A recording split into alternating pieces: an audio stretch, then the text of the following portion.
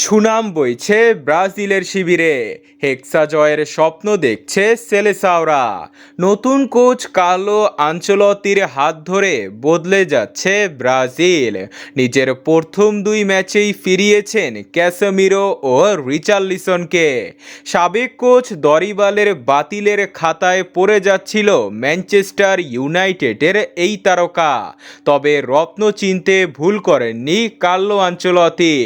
ফেলে দেওয়া রত্ন কুড়িয়ে এনে জমা রেখেছেন বিশ্বকাপের জন্য। টাইম টু টাইম প্ল্যান করে বিশ্বকাপ জিততে চান এই কোচ।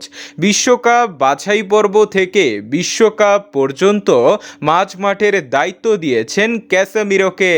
কারণ মাঝ মাঠের সমস্যা নতুন কিছু নয়, তাই নিজের প্রথম দুই ম্যাচে দেখিয়েছেন কিভাবে মাঝ মাঠ সামলাতে হয়।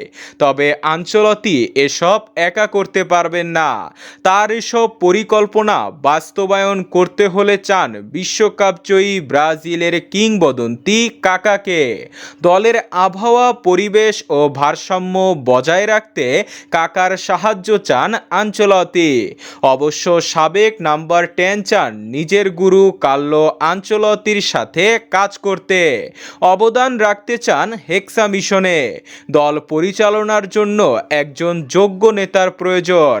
আর ব্রাজিলের সবচেয়ে বড় নেতা হচ্ছে মহাতারকা নেইমার জুনিয়র, যার মাঠে থাকা দলকে বাড়তি শক্তি যোগায়। নেইমারকে সাথে নিয়ে এবার আদা জল খেয়ে মাঠে নেমেছে ব্রাজিল।